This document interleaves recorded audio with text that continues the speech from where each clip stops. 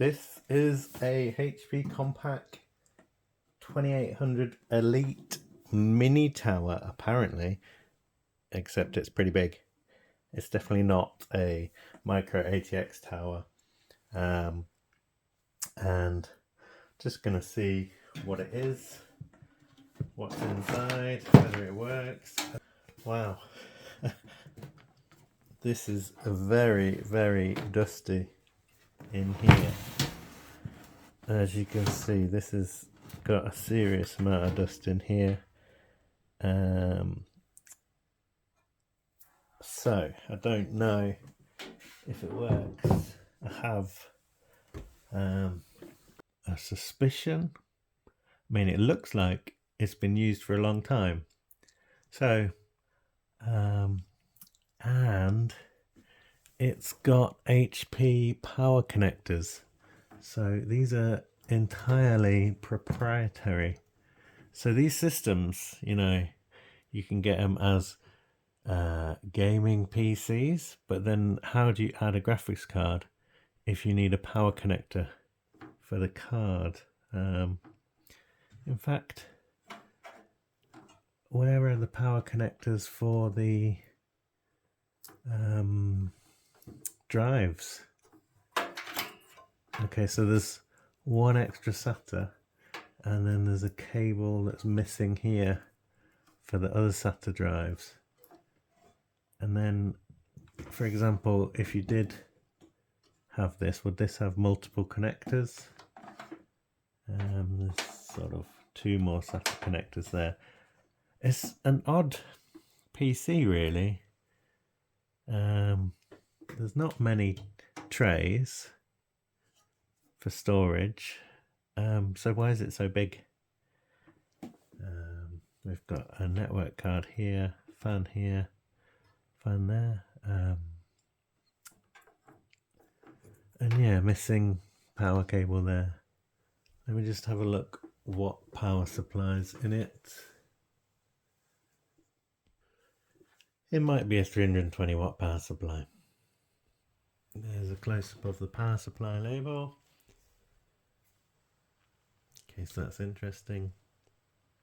On the back we've got video, VGA, we've got DisplayPort, the 6 USB, network, keyboard, mouse, serial, and at the bottom another network port. There's no power switch on the power supply, so for this one I'm just going to try it and see if it works.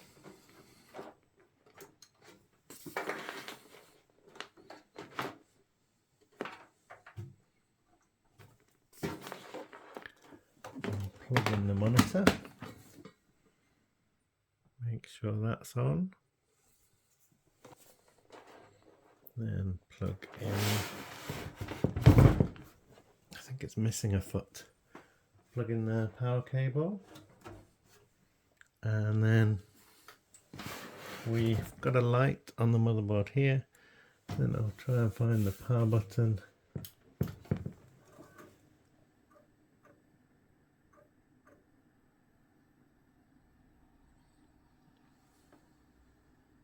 There's no beep.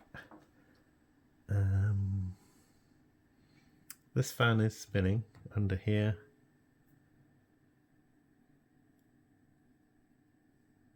But we are not getting anything.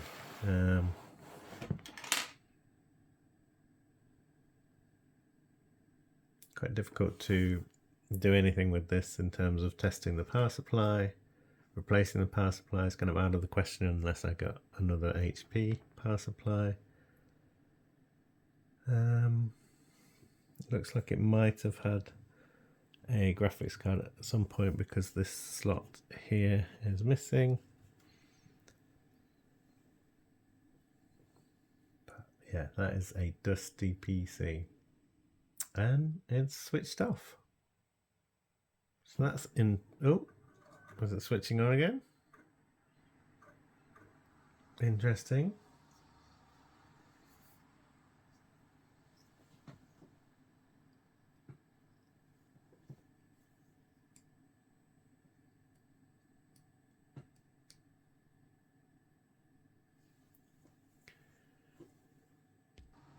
Okay, we've got something on the screen. I just waited and it's decided to do something. So let's see if we can reboot and see the post screen. See what that says. Well, it doesn't seem to do the post screen, it seems to skip that.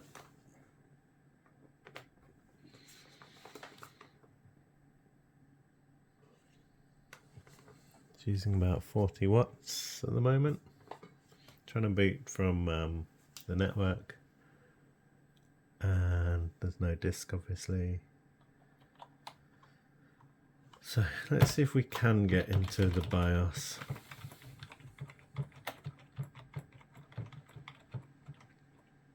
Okay, got 8 GB of RAM, HP Compaq 8200 Elite CMT PC. Press escape for startup menu. Set up password, so that's no use. It does know the date though, so that's let me in anyway. System information, so we've got an i7-2600, that's quite good. Second generation CPU there, and we've got 4 sticks of 2 gig RAM, and yeah, interesting. Without this extra power cable, we're only going to be able to connect one SATA to this, and it needs a clean desperately, as you can see. It's interesting that it works, and I can't see how, not sure how to remove this. It should in theory just slide out, if I can work out. Oh, there we go. That is quite grotty, but it's a 500 gig drive. Nope. I've disturbed one of the fans, so now it's making some more noise. Not sure which one it is. Let's just pull this out. Okay, so that's a CPU fan that is too loud. But it's okay again. Interesting. Working but large old system, missing parts, and so dirty. I don't really want to touch it right now. What would you do with this system? So yeah, let me know in the comments. Just checking the drive, and there's nothing in the drive. It's a Lightscribe drive, if you remember that. I've put the SATA drive in with Windows 10. It's currently using about 1 watt when it's switched off. And we'll boot into Windows and see what the processor is in a bit more detail, and we'll see how much power it uses and how much it performs. But yeah, and we'll see how hot the CPU is at the moment, because it could probably do with some new thermal paste. So it booted pretty quick. We've got i7-2600, which is 4 cores and 8 threads. We've got 8 GB of memory, and we'll have a look at the temperature and CPU Z as well.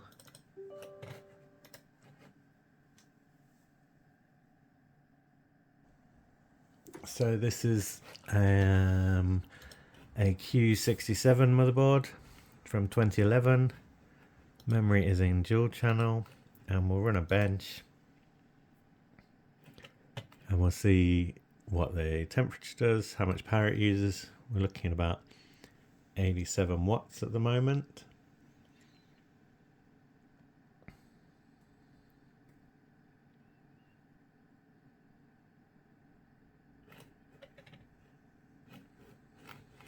And we're getting 1627 multi-thread and 337 single core.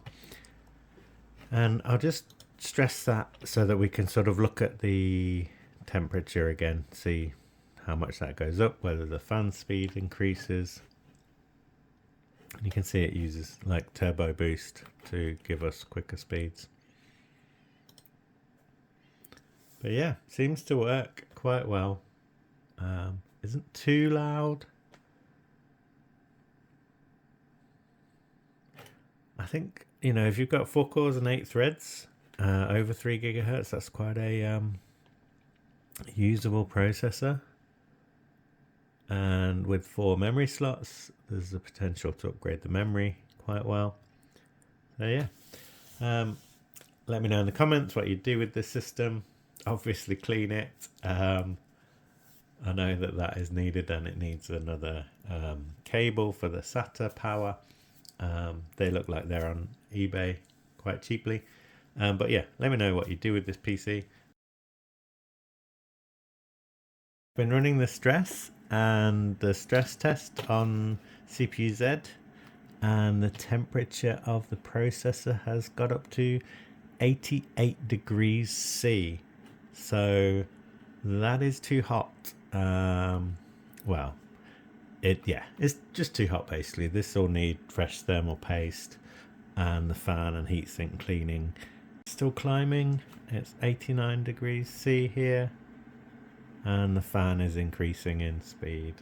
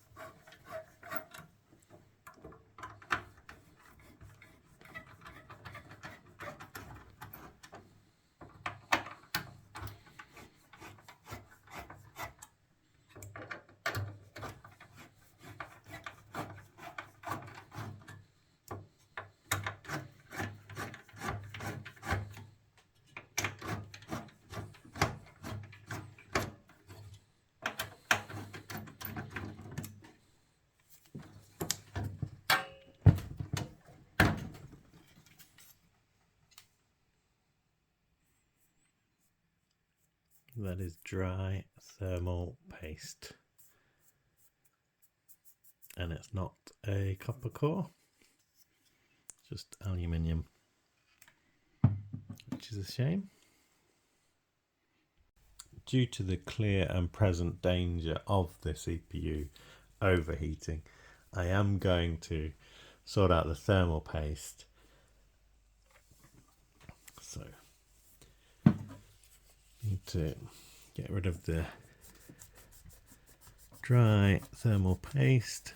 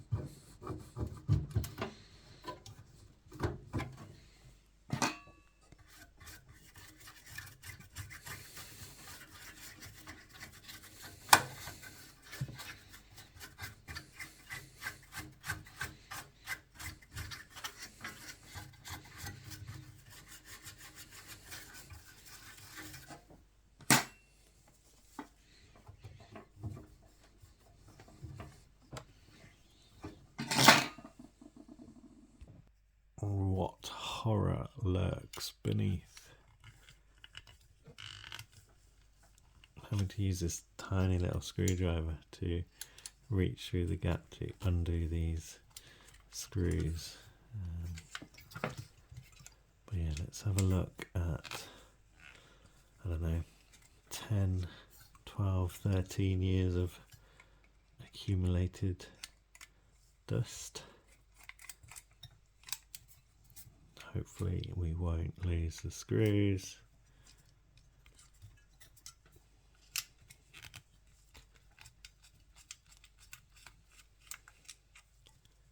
So yeah, this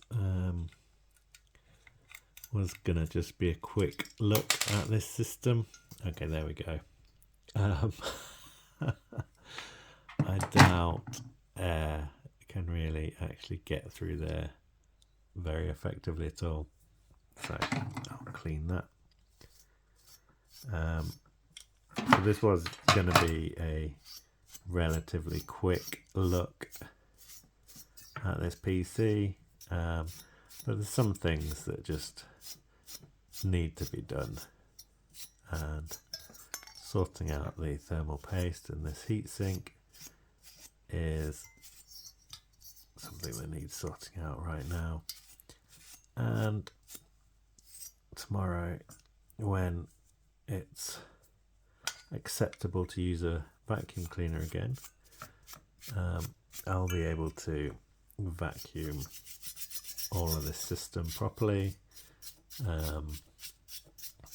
and yeah, I might actually just go wash this heatsink because it could do with a proper clean. Okay, so I've washed this, and I think I've quite quickly realised that this is turning into a full clean and restoration video. So I'm going to continue with this another day, and yeah, with the magic of editing, we'll be back to do some more work on this tomorrow, but to you it'll be now.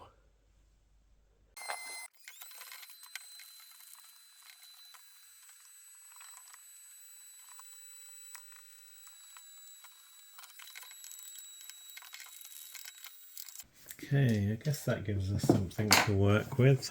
Let's have a look at this PCI card.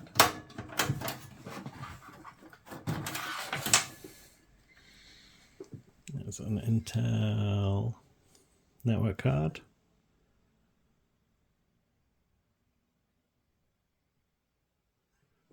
Interesting that it's got this extra thing, but it doesn't actually use it on this motherboard. W1392 Intel.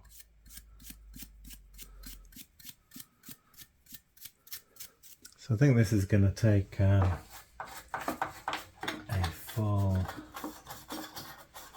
strip down to properly clean the system. So I'll need to take the motherboard out.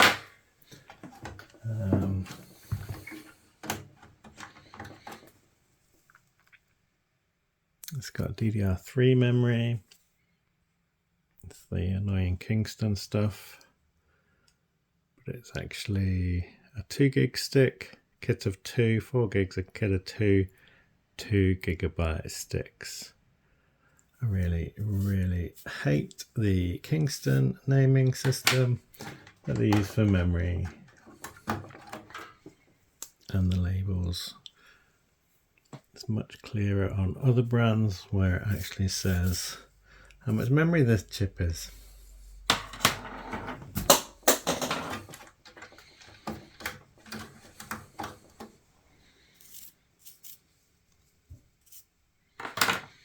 And so I've got 4 2 gig sticks, that's 8 gigabytes total, but as it's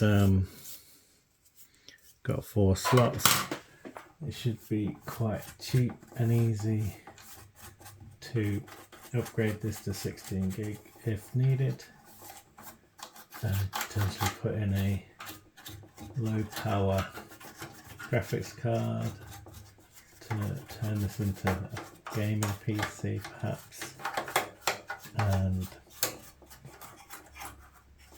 something like a GTX 1660 would do the job.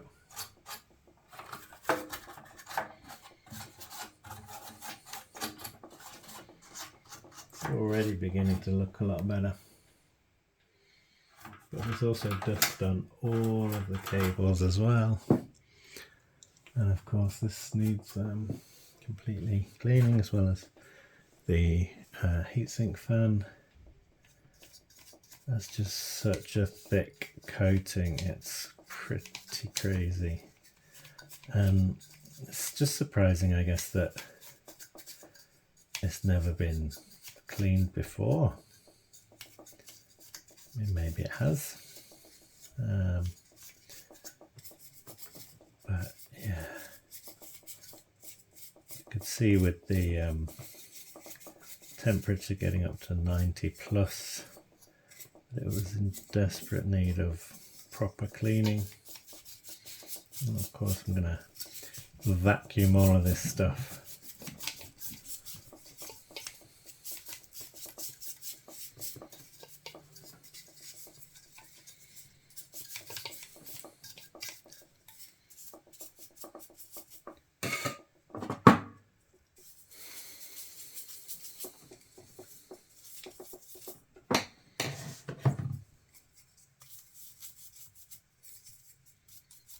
Every surface seems to have dust on it.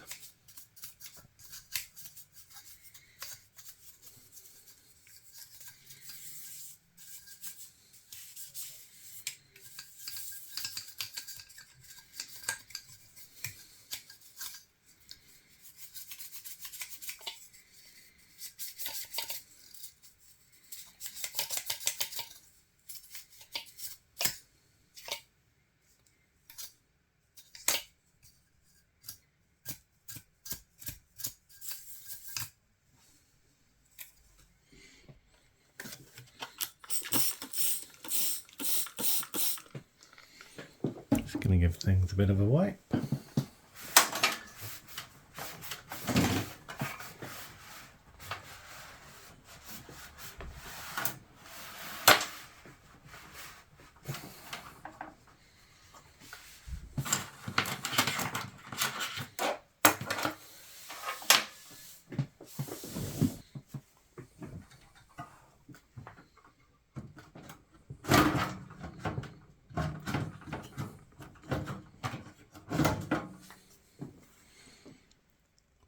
Gig Western Digital blue, 16 meg cache. Are these the ones that are 17,200 RPM? This 2014. So we have a 10-year-old drive in this. And I looked up the system serial and it's from 2013. So there's 13 years of, basically this is 13 years old, potentially 13 years of dust in this system.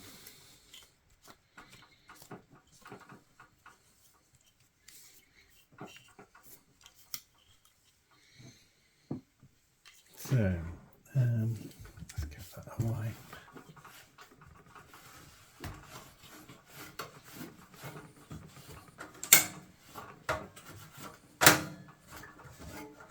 It's got these spare screws here for if you're putting additional things in.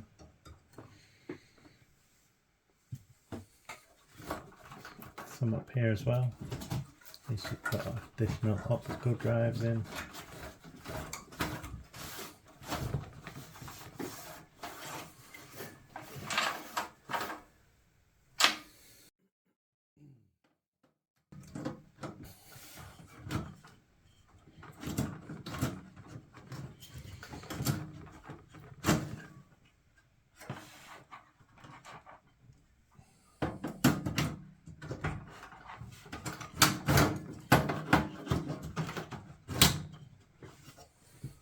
There's still dust here.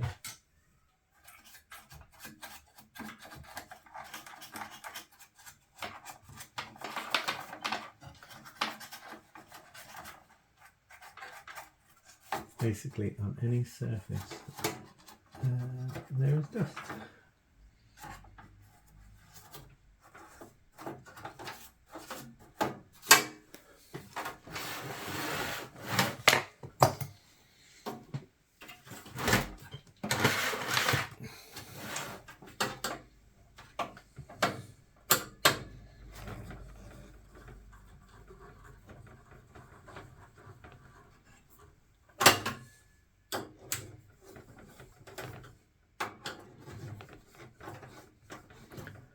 There's going to be dust in the power supply as well, isn't there? So I should probably have a look at cleaning that, if possible.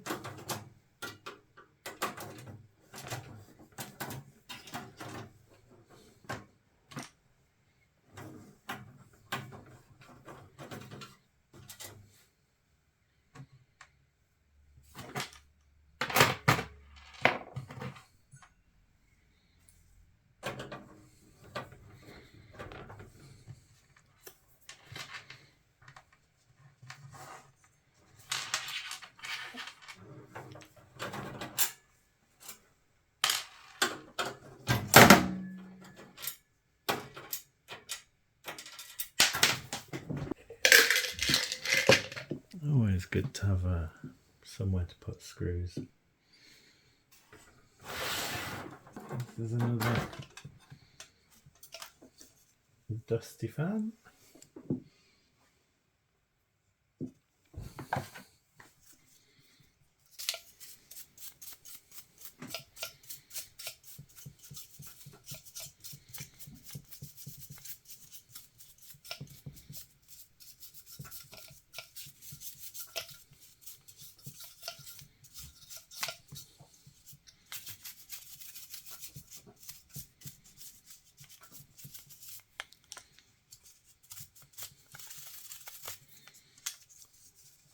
I think it's easy enough to take this this plastic thing off, or is it going to break? No. Relatively straightforward. This just looks like it will almost pull off. Okay.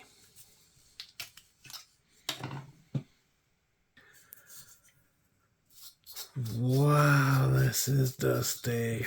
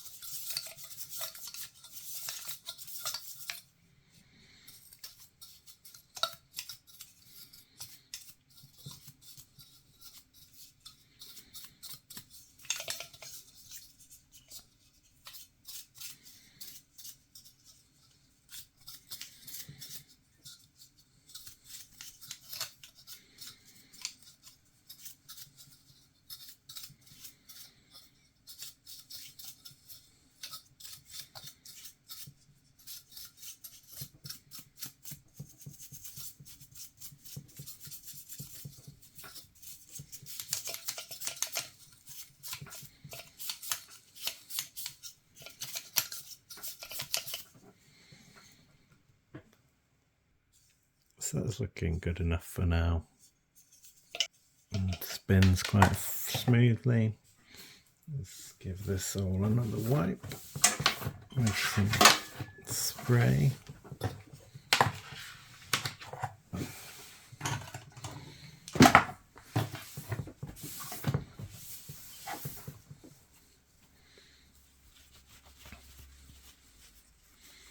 Also giving this grill a bit of a wipe. Get rid of some more dust.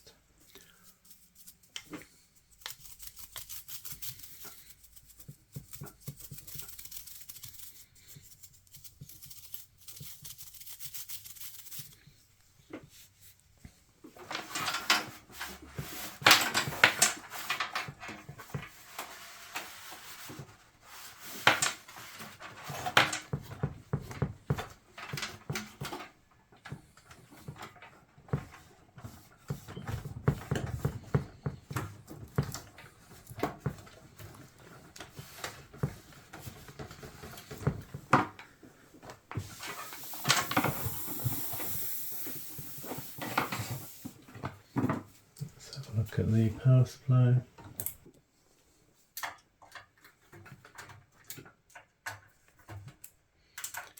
It's a non-standard power supply, as we've previously mentioned, but it's also a non-standard shape and size.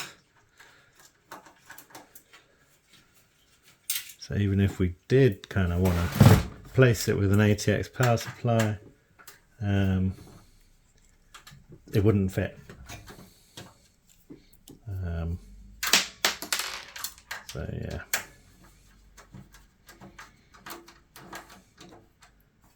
Is it going to fall out? Nope, that's good.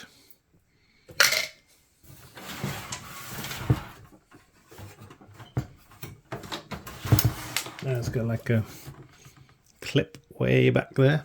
That means we'll unplug the cables first.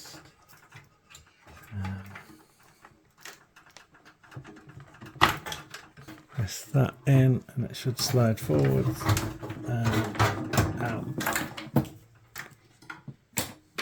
And there we have super dusty power supply. It's got stickers on both sides. I suppose that's a little bit nice. Not exactly exciting though, is it?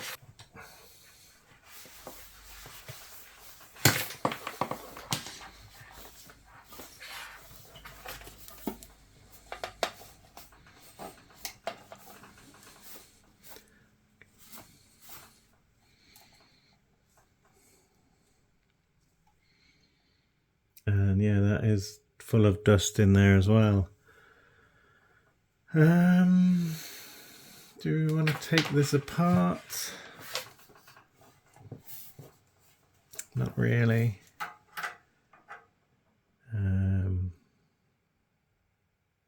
But I feel like we need to, otherwise it's just going to carry on having a bunch of dust in there. And that's not necessarily a good thing. So it looks like this is one of those wraparound power supplies. I mean, they're all a bit kind of wraparound to varying degrees.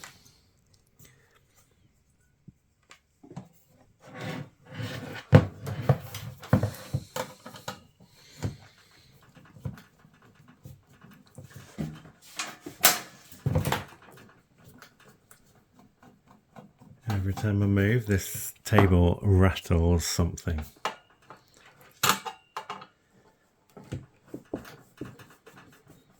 What's that? Oh yeah, there we go.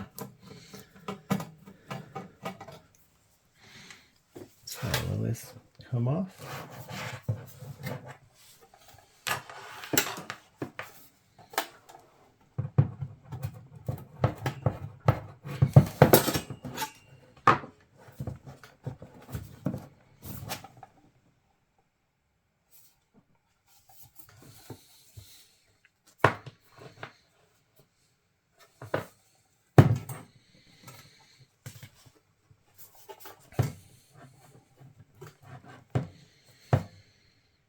These are the connectors that are just kind of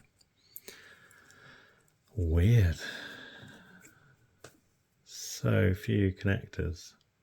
So that's the CPU connector. I suppose these yellow ones are quite a bit chunkier. So we've got 4 there. And then 6 there. 10 wires compared to 24 on a normal ATX power supply.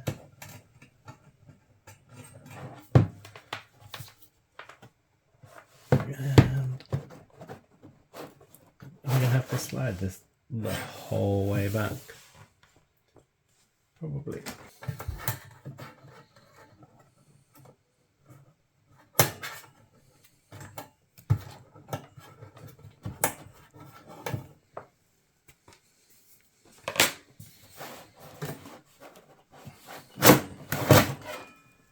Okay, loads of dust in there. Gross.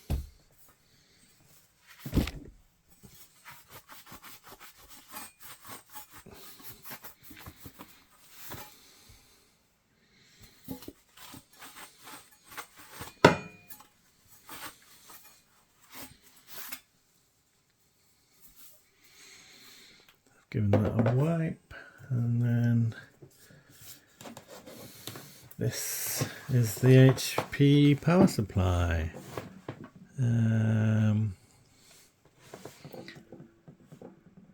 Looks pretty dull. Can't see anything of interest in here. There's a couple of sort of ambery yellow things you can adjust down there, but I wouldn't recommend it. And I'm being super careful not to touch anything with my bare hands, but I will brush off the dust.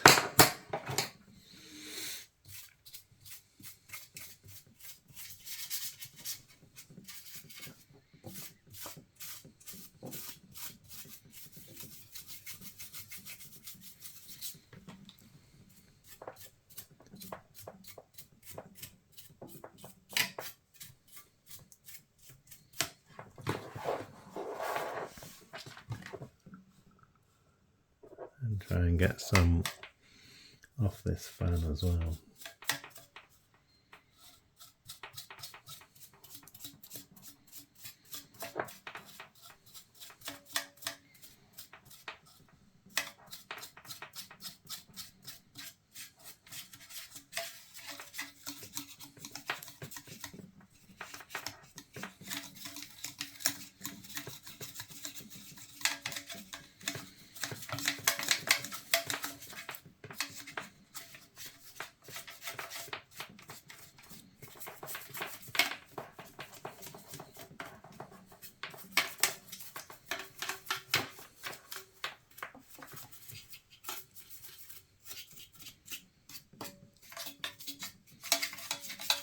Has been off for a long time now.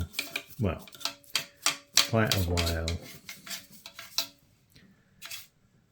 So, but I'm also being super careful not to touch anything. Okay, I'm gonna undo the screws for the fan so that I can clean this better.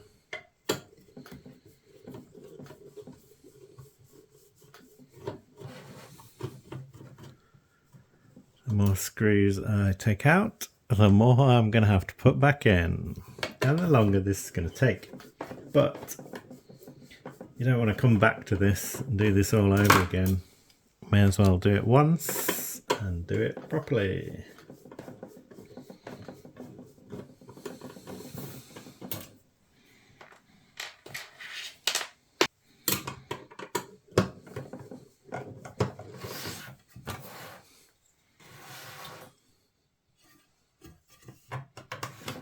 Okay, so the wires for the fan are going up to this corner, just so I can remember to align it in the same way.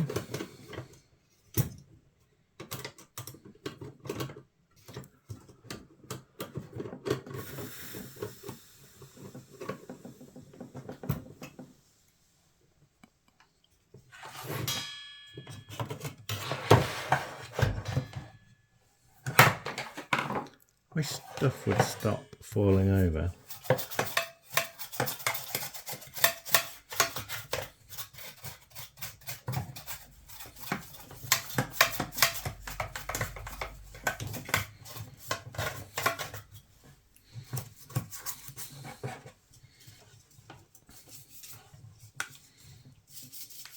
Some of this is dust free, most of it is not.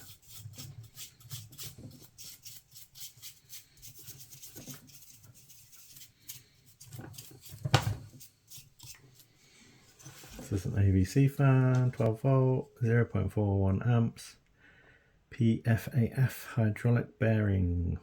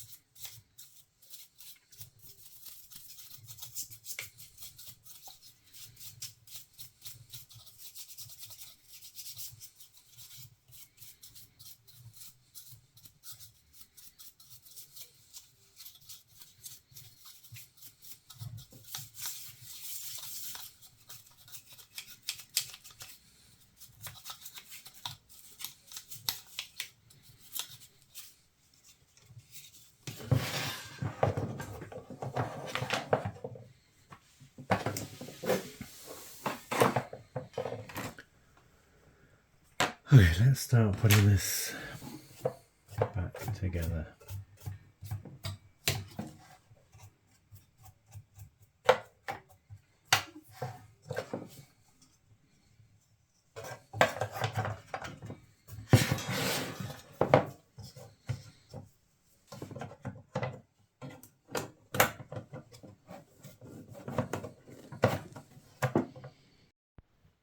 So we've got a cat with us, but my plan is to just like fast forward through this because I'm just putting it back together. Don't really plan on saying anything.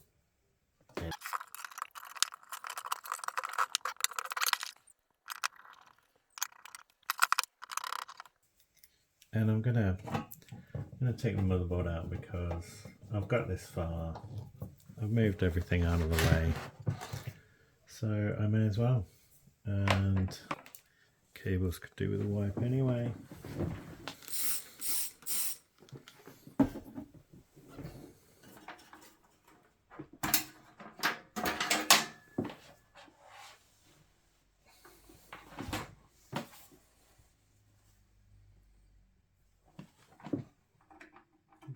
Blue on the motherboard, so that matches quite nicely.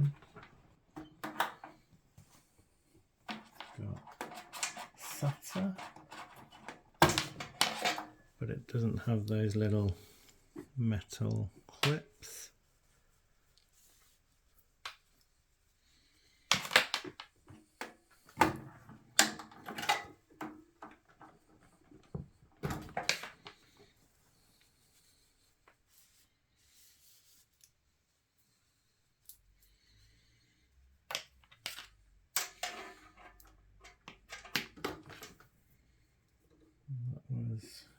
That one, I think. This is the SATA power that comes off the motherboard. And there's we're missing one of these for the drive. Aha, yes. So basically, I can choose between having an optical drive or having a boot drive. I suppose that the optical drive doesn't matter too much at the moment, because you can just boot everything off USB. We've got a blue one here and then a sort of yellow one underneath. Oh no, is that green? Can't really tell. Maybe that white.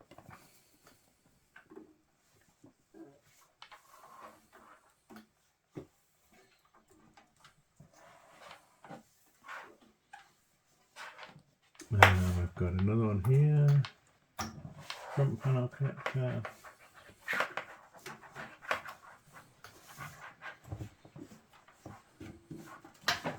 it's all colour coded, so I don't mind unplugging this. And then there's a brown and black speaker connector here. So I just need to remember to plug all these back in.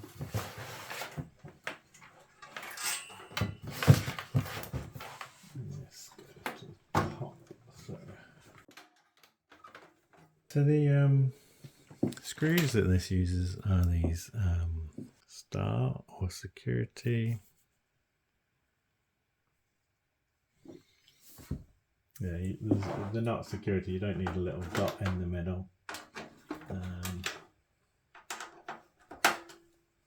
But yeah, I may as well take this out and wipe the whole chassis. And vacuum it. Man, there's a lot of screws. There's about 4, 5, 6, 7, 8, 9, 10 screws to undo to take this motherboard out. I've watched other people's videos and they have these electric tiny screwdrivers, and I always think, oh, we don't really need that, you know. It's fine just doing this, but now there's about 10 different screws. I can see the benefit of those little electric screwdrivers. These screws also have a flathead, so you can use a flathead screwdriver if you want, but that seems like a bad idea. I'm sure you've probably used a flathead screwdriver and something has slipped and then scratched something. That's normally what happens, so or can happen. And it's not a good idea to scratch computer components. So yeah, we have our motherboard. Well, it's not too bad underneath in terms of dust. It's quite old school, doesn't it? With the painted edges.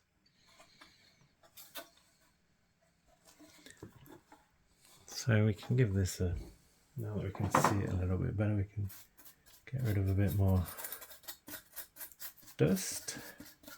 Anyone? Dust? Anyone?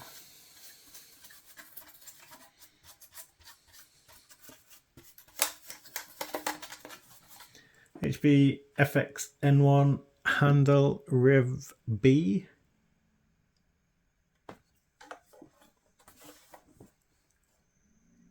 And then there's a super long product number there that I won't read out, but you can pause the video if you want to see that. Got a CMOS reset button here. Password. Oh look, there's a password jumper here. Perhaps if I remove this, I can clear the BIOS password. Press a reset, why not? These are the SATA power connectors here. Got an eSATA here, but there's only 4 SATA connectors. That's not exactly very many for a system this size.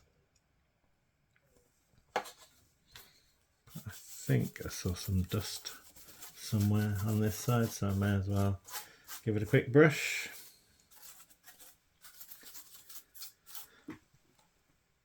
And then clean the case.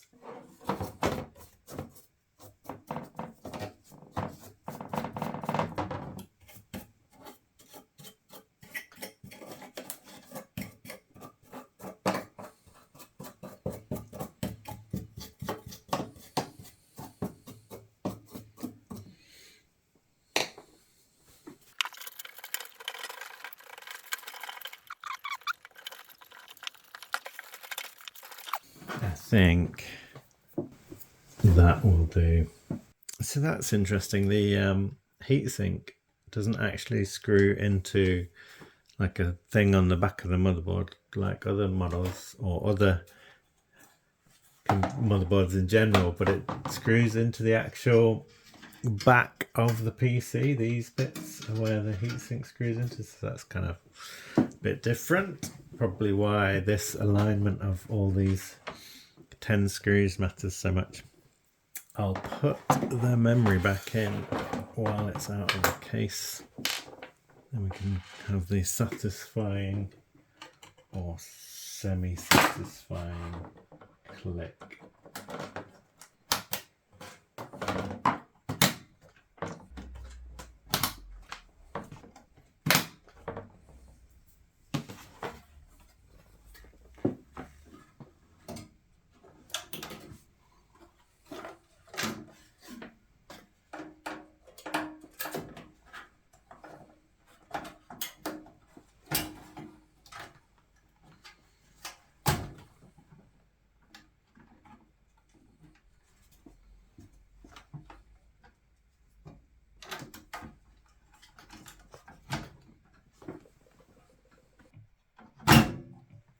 That was not a good sound.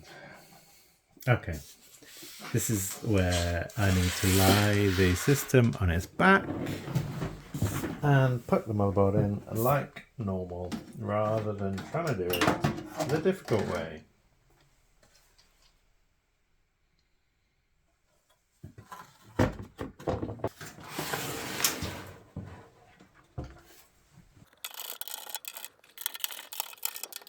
That's all the screws in. Yay!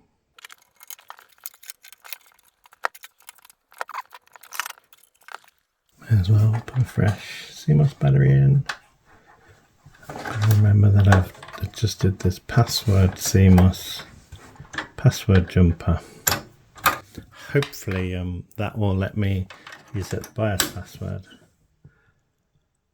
What's next? Fan, heatsink, power supply, the SATA power connector,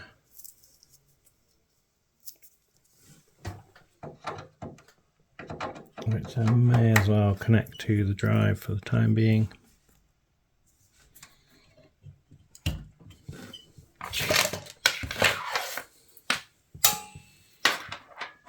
And there we go.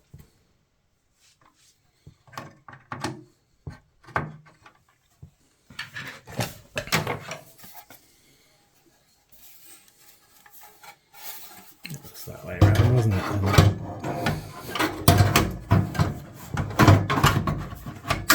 Clicks in, so I don't even have to put screws in straight away, but I will. And put it in the wrong way around.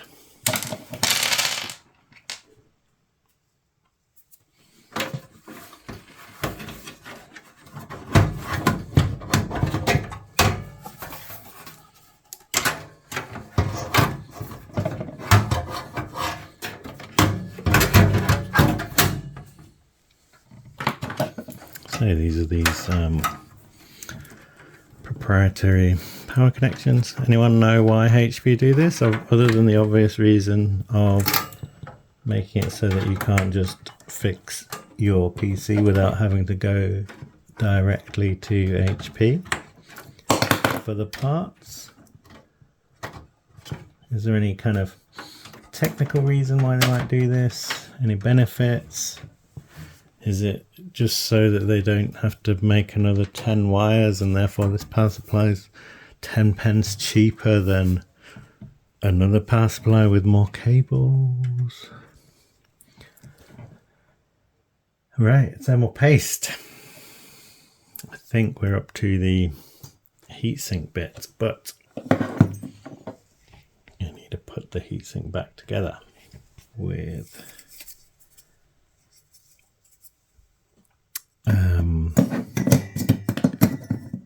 the various screws that hold it all together. Oh yeah, I remember I was using this little tiny screwdriver for the little screws that hold the fan onto it.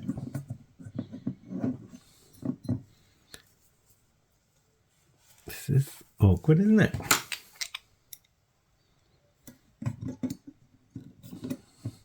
Oh, probably easier if I just put the screws in like this.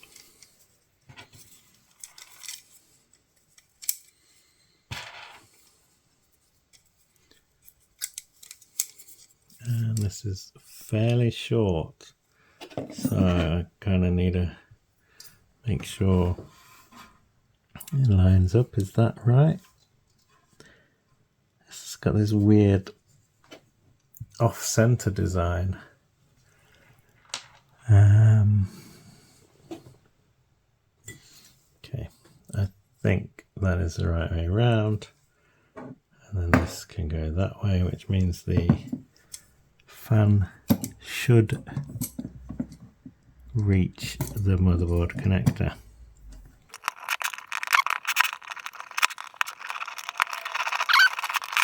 So these HP systems again, this is another kind of design of heatsink that is, as far as I'm aware, specific to this HP.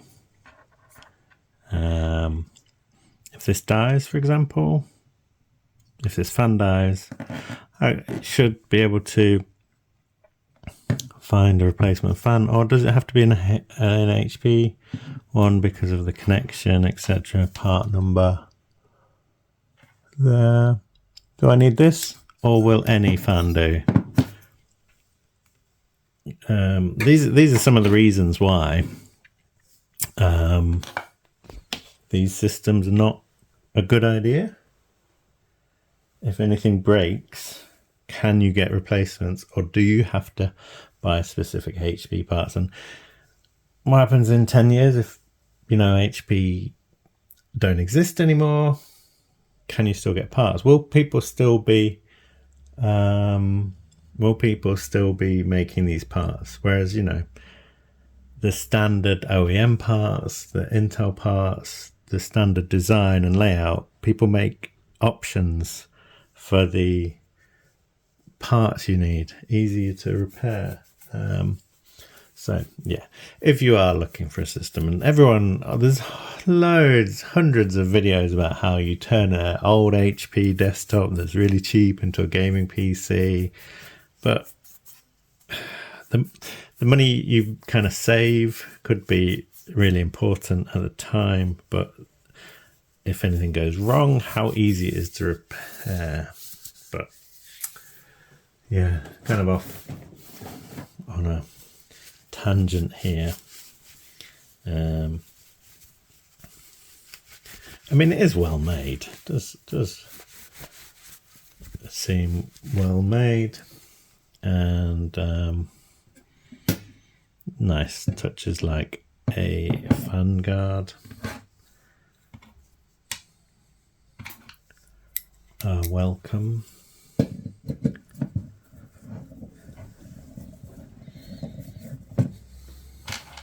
I wonder how much quicker this would have been if this was just a standard PC compared to an HP.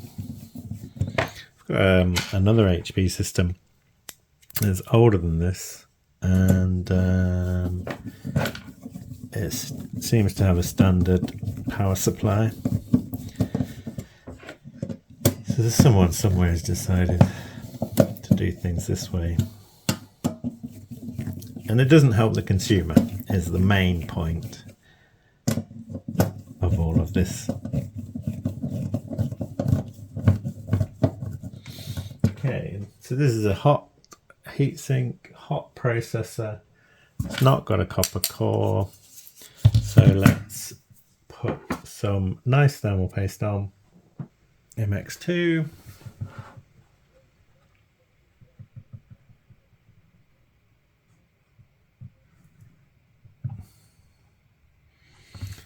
That's probably more than enough. Bordering on too much.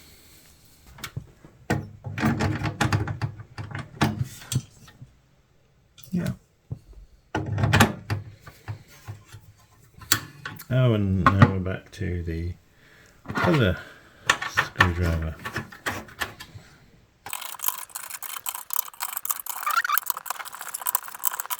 Okay. Obviously I've forgotten to put the rear fan on here, but for the time being I'm gonna connect this up and see what happens.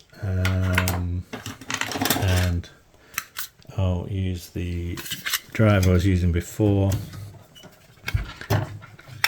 because we can see what temperatures we're getting from the system under load, see what kind of difference there is between before and after. So I've connected keyboard, mouse, power cable, monitor. This is switched on. Got a light on the motherboard, and I'm going to press the power button and we'll just check out the temperatures, see if I manage to sort the BIOS password problem. Signal cable not connected. Let me check that. It is connected. Rear chassis fan not detected. Yep, I know. I disconnected it. So I'm pressing escape for startup menu, F1 boot, it's switched off, and it's switching back on.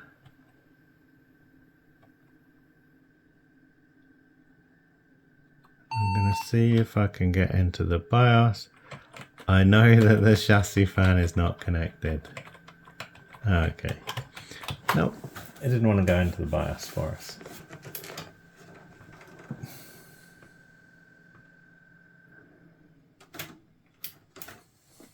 So I've connected this fan just so it stops complaining, and maybe I'll be able to get into the BIOS. I can't feel by hand where the power button is. So it did work very briefly. Now it's not working.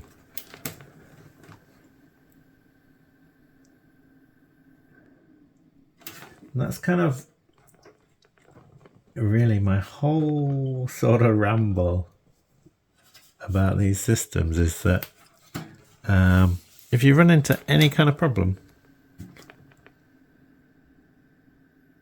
for example, if the power supply was at fault, you can't just swap out a different power supply.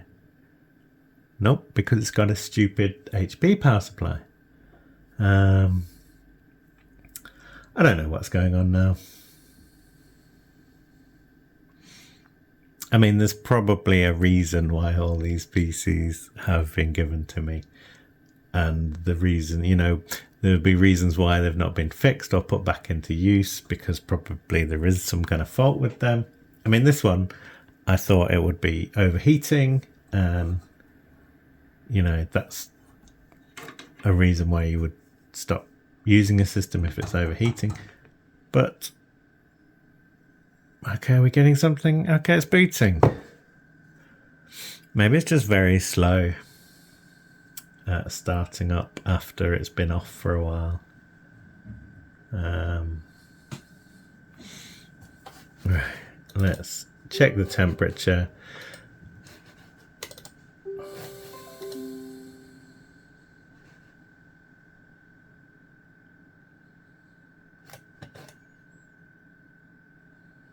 And we'll just do the same as before, and we'll stress the CPU. We've got the CPU at 100%.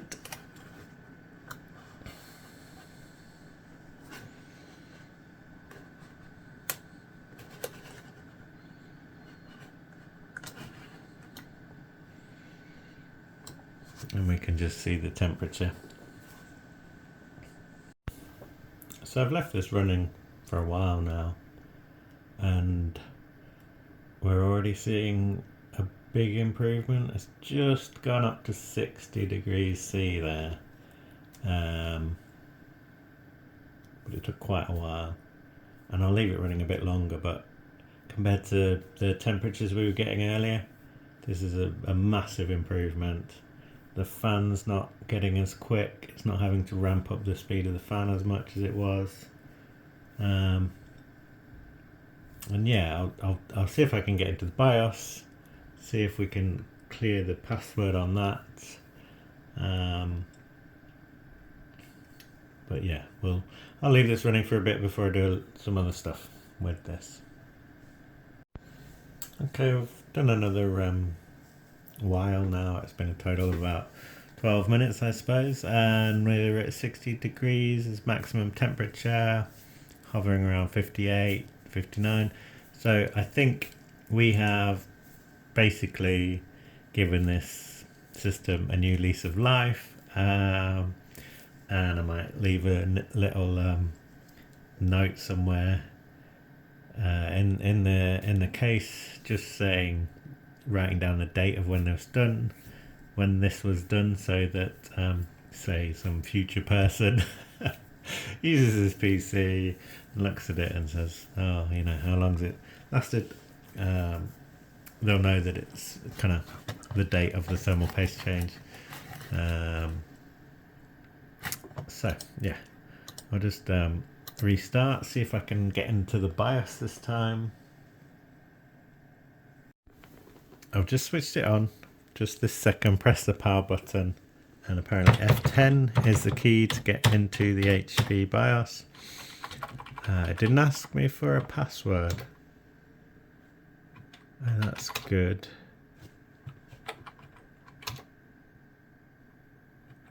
I think I've cleared the password, so that's great. DPS self-test, should we do that or not? Set time and date. Set up password, nope. Power on password, nope.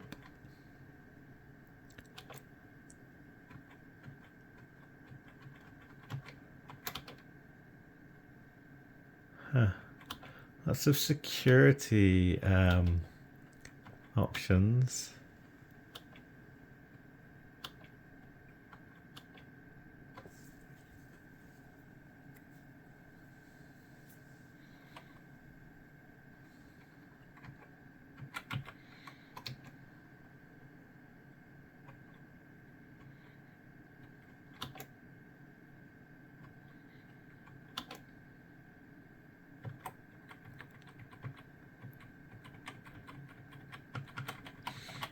Should we give this a try? Interesting. Very kind of basic, isn't it?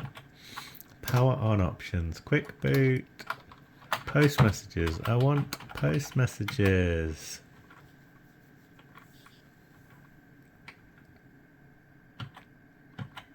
What about just a 1 second delay?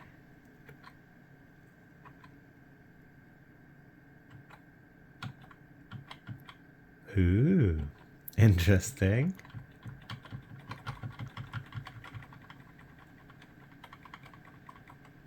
Quick boot, full boot, clear memory, full boot. Should we do a full boot, see what that is?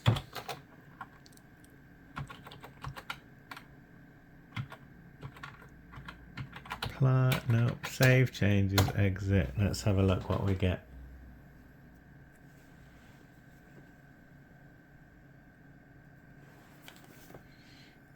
Is that it? That was it. That wasn't worth switching on, was it?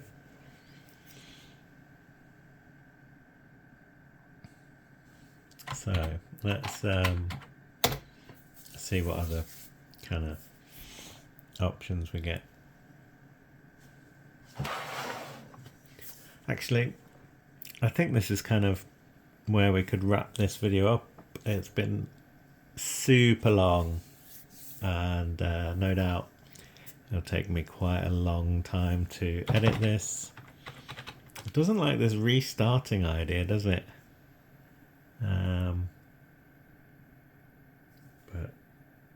So you can see this PC is much cleaner now. I've connected up this drive. It looks like it works fine. It's got Windows 7 on it, but I will wipe it just to make sure it's securely wiped. And I guess the main problem with this is that it can take a while to switch on to first post. So let me know in the comments if this is a specific thing to this type of HP 8200. Maybe I've put this password jumper on and that needs to be off or something like that. I don't really know. But yeah, leave a comment, and thanks for watching if you've got this far. It's nice to see this much cleaner, and we got rid of all the dust, especially around the heatsink and the fans and also the power supply. So it should last a lot longer, last a few more years at least. And yeah, it's nice to see this system cleaned up and ready to be kind of repurposed, go on to the next person, be used by someone. I'm not entirely sure what I'll do with it yet, but yeah, maybe I won't go down the route of turning it into like a gaming system, just because it's so proprietary. Any kind of power issue, and then you've got to find this exact power supply with the exact same connectors. It's yeah, maybe these things aren't a good idea for gaming systems. I'm sure lots of people have used them, and you can get low power graphics cards, but like I was mentioning, that if you have any problems with it, you've got an HP motherboard, you've got HP power connectors, you've got HP SATA cables running off the motherboard. It's just a bit of a place you don't want to be. And you know, if you need to replace the heatsink and fan, will a standard connector fit here, or does it need an HP one? I don't know. I'm just wondering. Some of this stuff, you need specific parts like the power supply, and that's kind of a place you don't necessarily want to be if you can avoid it.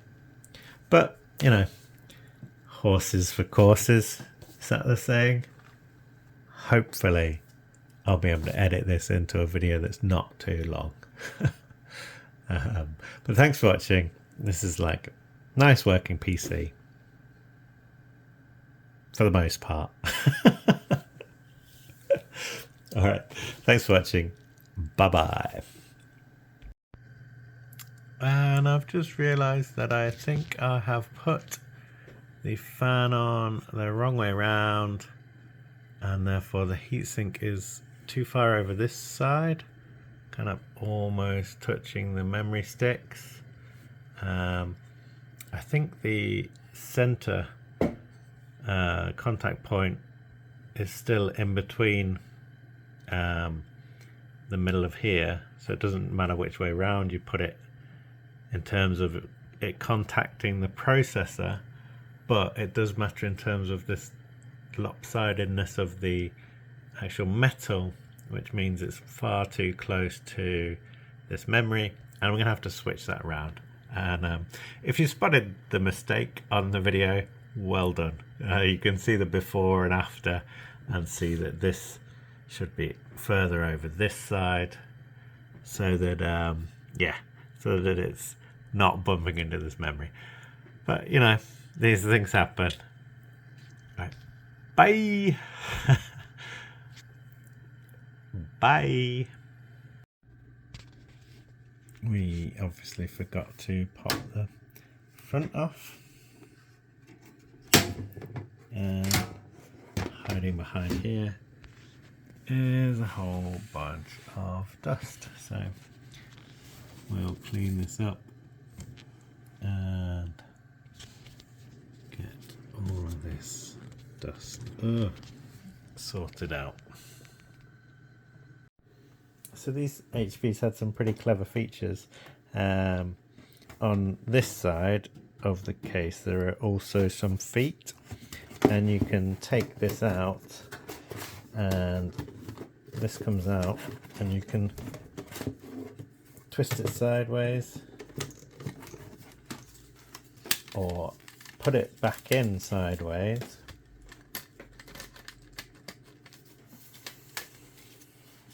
so that you could have the PC, rather than being a tower, you could have it as a side or a desktop PC. And these are on rails that slide in and out, but they also have the rails so that it could be on its side as well. I mean, I don't know why you'd want. Yes, I do. Yes, I do. And this was so that you could potentially, if you wanted to have use this as a server, maybe in a rack mount, that way around, that could be an option for this system.